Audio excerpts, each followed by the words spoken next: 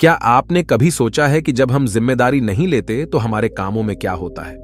अक्सर हम अपनी क्षमताओं को कमजोर समझकर या डर और संदेह के चलते किसी चीज को करने से पीछे हट जाते हैं, बिना उसे आजमाने का मौका देने का। लेकिन क्या हम यह सोचते हैं कि ऐसे मौके पर हम कितना बड़ा मौका खो देते हैं? इस वीडियो में हम देखेंगे कि जब हम जिम्मेदारी से मुकरते हैं तो हम स्वयं को अपने पूरे पोटेंशियल को पहचानने और प्राप्त करने का मौका बर्बाद करते हैं। जिम्मेदारी लेने के बजाय हम अपने कामों को अधूरा छोड़कर स्वयं को नकारने से बचते हैं और इससे हमारे जीवन में निरंतर संकोच और आत्म संकट की भावना बनी रहती है। ये वीडियो आपको यह सिखाएगा कि जब हम खुद पर और अपनी क्षमताओं पर विश्वास करते हैं तो हम किसी भी चुनौती का सामना कर सकते हैं और कैसे हमारे कामों में चमत्कार हो सकता है। तो चलिए बिना किसी देरी के कहानी शुरू करते हैं। एक छोटा सा गांव था। उस गांव में एक व्यक्ति रहा करता था। उस व्यक्ति को भी यही तकलीफ थी। वह हमेशा खुद की क्षमताओं पर शक किया करता था। वह हमेशा दुविधा में रहता था। जो काम वह करता था वह काम उसे बिल्कुल भी पसंद नहीं था। वह तो उस काम को केवल मजबूरी में किया करता था ताकि उसका घर परिवार आसानी से चल सके, उन्हें 2 वक्त की रोटी मिल सके, उनका पेट भर सके। और वह हमेशा सपनों में ही खोया रहता कि किसी न किसी दिन उसे बहुत सारा धन मिल जाएगा और वह उस नगर का सबसे अमीर आदमी बन जाएगा। उसके पास वह सब कुछ होगा जो एक धनी व्यक्ति के पास होता है। सारी सुख सुविधाएं होंगी। उसके पास किसी चीज की कोई कमी न होगी। मन में यही ख्याल लिए वह हमेशा अपने भगवान की पूजा किया करता। वह हमेशा यही सोचा करता कि मेरे ईश्वर के आशीर्वाद से उसके जीवन में चमत्कार घटेगा और वह बहुत धनी व्यक्ति बन जाएगा। इसीलिए वह दिन रात सुबह शाम केवल अपने इष्ट की पूजा करता, उनकी भक्ति में खोया रहता। और जब भी कोई उसे किसी कार्य के लिए कहता तो वह यही कहता, जो होगा वही करेंगे, मैं भला कौन हूं, करने वाले तो सब वही है। लेकिन वास्तविकता में उसके मन के भीतर एक दुविधा थी। कुछ भी करने के लिए वह हमेशा दुविधा में फंसा रहता था। वह कभी किसी निर्णय पर पहुंच ही नहीं पाता था और जब भी वह किसी कार्य को पूर्ण नहीं कर पाता था तब भी उसके पास तरह तरह के बहाने हुआ करते थे। जैसे, मैंने तो बहुत कोशिश की किंतु यह कार्य पूर्ण हो ही नहीं सकता, यह कार्य करना तो असंभव है, यह कार्य बहुत कठिन है। इस तरह के उसके पास कई तरह के बहाने थे जिससे वह खुद को समझा दिया करता। उसकी पत्नी और उसके घर वाले उसे ताना मारा करते, उसे तरह तरह की बातें सुनाया करते, लेकिन वह व्यक्ति कुछ करने का नाम ही नहीं लेता था। एक दिन उसकी पत्नी उस व्यक्ति से कहती है, अरे तुम कुछ करते क्यों नहीं? आखिर हमारा परिवार ऐसे कब तक चलेगा? तुम जो मजदूरी करके पैसे लाते हो उसमें घर का खर्च नहीं चल पाता। आखिर तुम कुछ और काम क्यों नहीं करते? इस पर वह व्यक्ति कहता है, जैसे मालिक की इच्छा, वह जैसा रखना चाहेंगे हमें वैसे ही रहना होगा। मैं चाहे कितना भी प्रयास क्यों ना कर लूं, लेकिन मैं उससे अधिक धन नहीं कमा सकता जब तक कि मेरे मालिक न चाहें। एक दिन उसका बच्चा बहुत बीमार पड़ गया और उसे अच्छे इलाज की आवश्यकता थी, लेकिन उस व्यक्ति के पास धन नहीं था।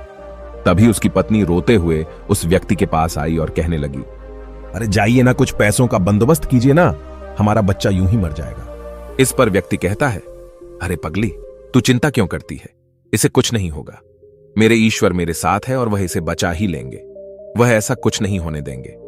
आखिर मैं उनकी इतनी पूजा करता हूं, दिन रात उनकी आराधना करता हूं, उनकी भक्ति करता हूं, इसलिए हमारे बच्चे को कुछ नहीं होगा।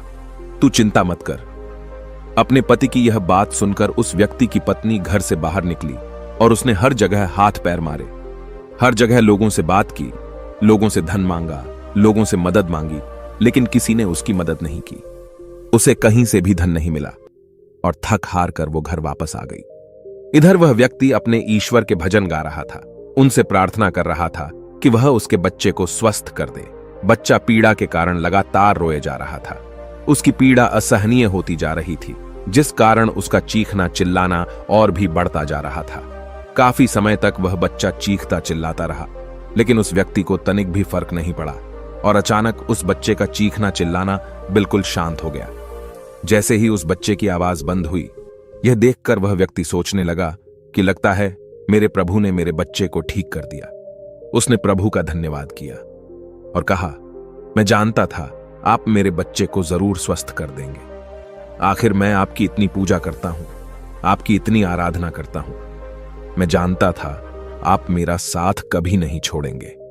अपने बच्चे की आवाज न आती हुई देख उसकी पत्नी उस बच्चे के पास पहुंची और जोर से चिल्लाकर उस बच्चे को उसने अपने गले से लगा लिया और जोर जोर से रोने लगी।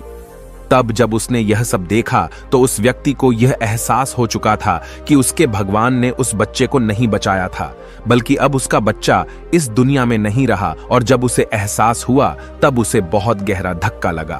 उसे यह समझ नहीं आ रहा था कि आखिर यह कैसे हो सकता है।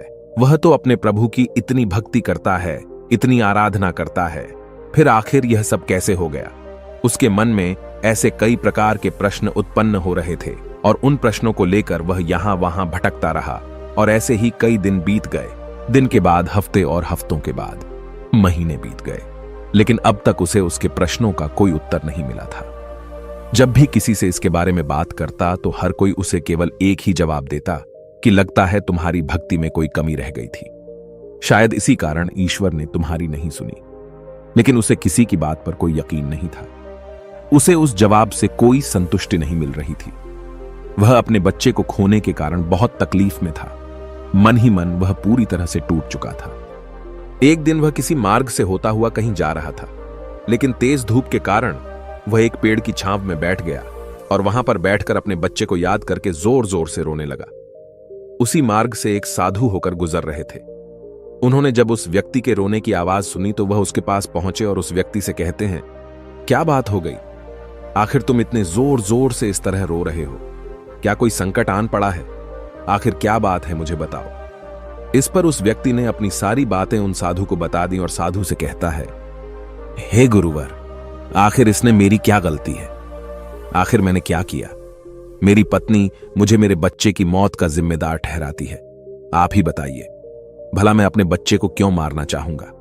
मैं तो बस ईश्वर से उसकी सलामती के लिए दुआ मांग रहा था। तो क्या मैंने गलत किया है?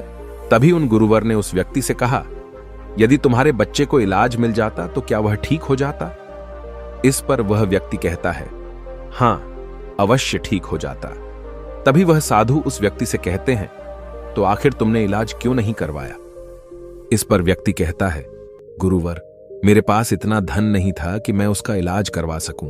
तभी गुरुवर उस व्यक्ति से कहते हैं, तुम्हारे पास धन क्यों नहीं था?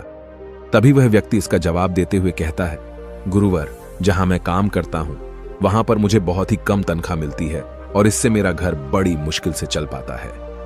ऐसे में मैं भला अधिक धन कहां से जोड़ सकता हूं? तभी वह व्यक्ति से कहते हैं, यदि तुम्हारी बच्चे की मृत्यु धन न होने के कारण हुई है तो तुम ईश्वर को क्यों दोष दे रहे हो? उसने तो नहीं कहा था कि तुम अधिक धन मत कमाओ।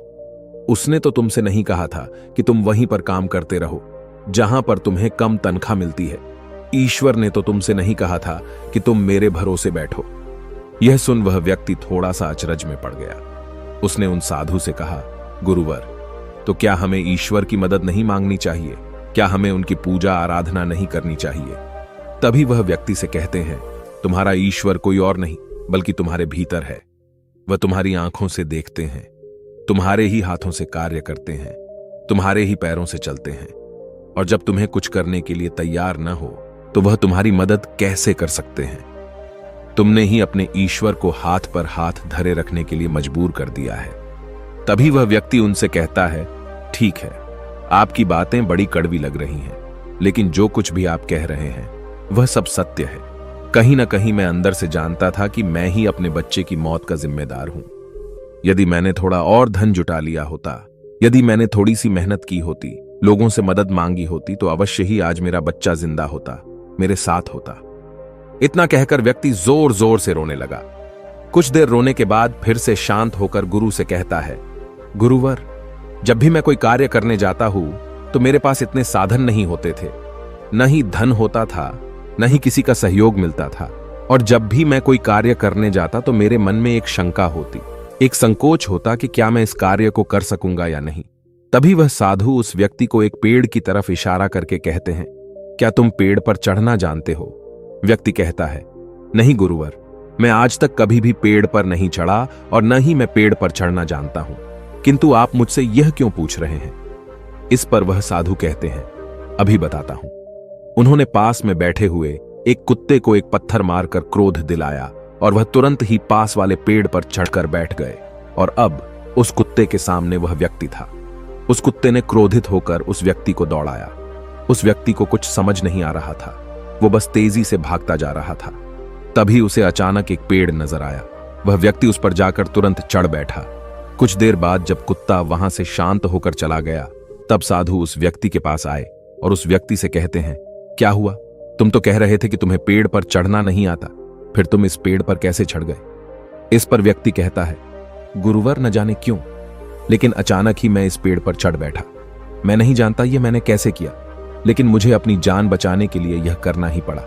इस पर वह साधु तो मुस्कुराने लगे और उस व्यक्ति से कहते हैं, मजबूरी व्यक्ति से सारे काम करा लेती है, फिर चाहे वह उसे कार्य पसंद हो या ना हो।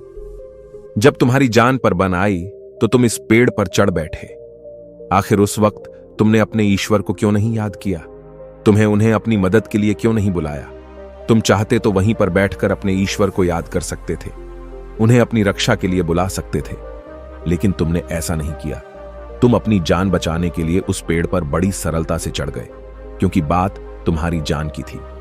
लेकिन जब तुम्हारे बच्चे की जान दांव पर लगी थी, तब तुम ईश्वर से आराधना कर रहे थे, उनसे प्रार्थना कर रहे थे कि वह तुम्हारे बच्चे की जान बचा लें। तुम अपने जिम्मेदारी से भाग रहे थे, पर अगर तुम उस जिम्मेदारी को निभाते तो आज हालत कुछ और होती। उन साधु की ऐसी कड़वी बातें सुनकर व्यक्ति मन ही मन और दुखी हो गया। वह जोर जोर से फूट फूट कर रोने लगा और कहता है, गुरुवर, आप सत्य कहते हैं, मैं ही अपने बच्चे की मौत का जिम्मेदार हूं। मुझे ऐसा नहीं करना चाहिए था, मुझे और अधिक धन जोड़ना चाहिए था। यदि मैंने ऐसा कर लिया होता तो मैं आज अपने बच्चे को बचा पाता, लेकिन अब क्या करूं? मुझे कुछ समझ नहीं आ रहा। इस पर साधु उस व्यक्ति से कहते हैं, जो हो गया उसे मिटाया नहीं जा सकता, किंतु जो होने वाला है उसे बनाया अवश्य जा सकता है। इसलिए अपने बहानों से ऊपर उठो, अपने संकोच को मन से मिटा दो, और किसी भी कार्य को शुरू करने से पहले तुम्हारे मन में दुविधा उत्पन्न होती है, उसे पूरी तरह से समाप्त कर दो। फिर देखना, तुम जैसा चाहोगे वैसा ही होगा। तुम जो हासिल करना चाहोगे तुम उसे हासिल कर पाओगे। तुम्हारा मन मजबूत होने लगेगा। मैं दुविधा से ऊपर उठकर साफ और स्पष्ट तौर पर निर्णय ले सकेगा। उसके बाद से तुम्हारे मन को कभी किसी बहाने की जरूरत नहीं पड़ेगी। इस पर व्यक्ति उस हाथ से कहता है, किंतु हे गुरुवर, जब भी मैं कोई कार्य करने जाता हूं तो मेरा मन बहुत ही कमजोर पड़ जाता है।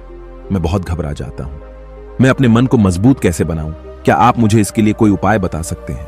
इस पर साधु कहते हैं, हां, मेरे पास इसका भी उपाय है। तभी व्यक्ति कहता है, गुरुवर, कौन सा उपाय मुझे बताइए।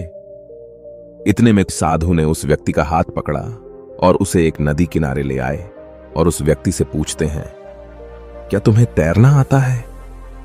वह व्यक्ति थोड़ा घबराया, लेकिन उसने जैसे तैसे उन गुरु के इस बात का जवाब देते हुए कहा, हे गुरुवर, मुझे तैरना नहीं आता, लेकिन आप मुझसे क्यों पूछ रहे हैं? इस पर गुरु कहते हैं, अभी बताता हूं। इतना कहकर उन्होंने उस व्यक्ति को पीछे से धक्का दे दिया और वह व्यक्ति सीधा नदी में जा गिरा। वह नदी के पानी में हाथ पैर मार रहा था। वह बचने का हर मुमकिन प्रयास कर रहा था। जब उन साधु ने देखा कि वह व्यक्ति डूबने लगा है तो उन्होंने जाकर उसे उस पानी से बाहर निकाला। वह व्यक्ति जैसे ही बाहर आया तो वह हाँफने लगा। वह घबराया हुआ था, बहुत डरा हुआ था। जैसे तैसे उसने हिम्मत की और वह खड़ा हो गया। अब की बार वह साधु को देखकर बहुत घबरा चुका था, बहुत डर चुका था। वह उन्हें देखते ही भागने का प्रयास करने लगा, लेकिन एक बार फिर उन साधु ने उसे जबरदस्ती पकड़कर नदी में धक्का दे दिया। वह नदी में हाथ पैर मारने लगा ताकि कोई उसे बचा ले। वह जोर से चिल्लाने लगा, बचाओ बचाओ, लेकिन आसपास कोई न था। उसकी मदद के लिए कोई नहीं आ रहा था। तभी साधु उस पानी में उतरे और उस व्यक्ति को जबरदस्ती पकड़कर सीधा खड़ा कर दिया। उस व्यक्ति ने पाया कि उस नदी में पानी केवल उसके कंधे तक ही आ रहा था। इस पर वह साधु उस व्यक्ति से कहते हैं, अब तुम मुझे यह बताओ कि आखिर तुम इतने कम गहरे पानी में किस तरह से डूब कर मर सकते हो। यदि तुम चाहते तो सीधे खड़े होकर इस परिस्थिति का सामना कर सकते थे और तुम्हें यह भी एहसास हो जाता कि इस नदी में पानी केवल तुम्हारे कंधे तक ही है और तुम्हें इस तरह से इतनी मेहनत करने की कोई आवश्यकता न पड़ती। न ही तुम घबराते और न ही इस परिस्थिति से भागने का प्रयास करते, किंतु तुम्हें हमेशा से केवल एक डर का सामना किया है, और वह यह है कि यदि तुम नदी में गिरे और तुम्हें तैरना नहीं आता तो तुम्हारी मृत्यु निश्चित है। और यही कारण है कि तुम सही स्थिति का पता नहीं लगा पा रहे थे। तुम यह तक पता नहीं लगा पाए कि आखिर इस नदी में पानी कितना गहरा है। एक बार फिर साधु उस व्यक्ति को नदी से बाहर लाए और थोड़ा देर इंतजार करने के बाद उन्होंने एक बार फिर उस व्यक्ति को उस नदी में धक्का दे दिया। अब की बार उस व्यक्ति को उस स्थिति का पता चल चुका था। वह यह जानता था कि अब जैसे ही वह अपने आप को स्थिर कर लेगा, जैसे ही अपने आप को अपने पैरों पर खड़ा कर लेगा, यह पानी केवल उसके कंधों तक ही आएगा। और उसने बिल्कुल ऐसा ही किया। वह सीधा खड़ा हो गया। तभी साधु उस व्यक्ति से कहते हैं, क्या तुम्हें अब अपने मन को मजबूत करने का मंत्र मिल चुका है या नहीं? इस पर वह व्यक्ति कहता है, हाँ, मैं समझ चुका हूं कि अपने मन को मजबूत किस तरह से किया जाए। आगे गुरुदेव उस व्यक्ति से कहते हैं, अब तुम समझे, इस दुनिया में कुछ भी करना इतनी बड़ी समस्या नहीं है। समस्या तो यह है कि हम कुछ करना ही नहीं चाहते। जब भी हमें डर लगे या कोई समस्या खड़ी हो तो हमें उसमें उतर कर देखना चाहिए, उसका आकलन करना चाहिए, उसे समझना चाहिए, जब तक कि वह समस्या संभावना न बन जाए और तुम्हारे भीतर से उस परिस्थिति का सामना करने का डर निकल न जाए। ऐसे ही हमारा मन मजबूत होता है। आज तुम्हारे पानी का डर समाप्त हुआ है, लेकिन वास्तविकता तो यह है कि तुम अब भी तैरना नहीं जानते, और जब तक तुम तैरना नहीं जान सकोगे तुम गहरे पानी में उतर नहीं सकोगे। इसलिए मेरी एक बात हमेशा याद रखना, इस संसार में ऐसा कुछ नहीं है जो तुम नहीं कर सकते। बस तुम्हें तुम्हारे साथ खड़े होना आवश्यक है, तुम्हें अपना साथ देना आवश्यक है।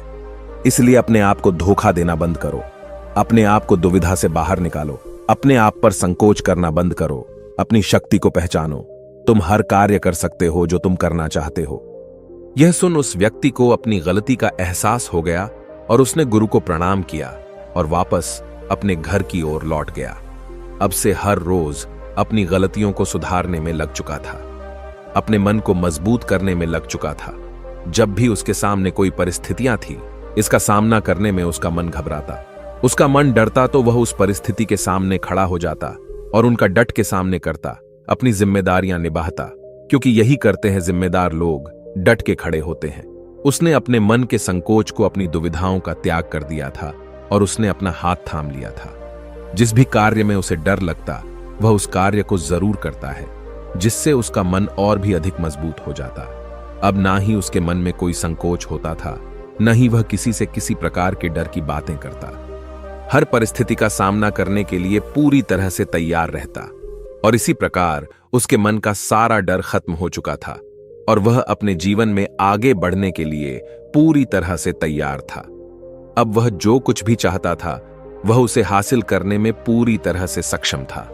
दोस्तों, उम्मीद है कि आपने आज के इस वीडियो से जरूर कुछ न कुछ सीखा होगा।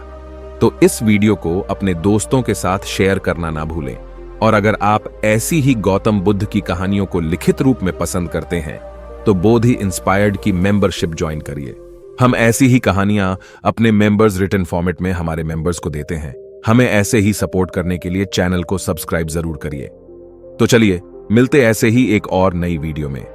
तब तक के लिए अपना ख्याल रखें। धन्यवाद। नमो बुद्धाय।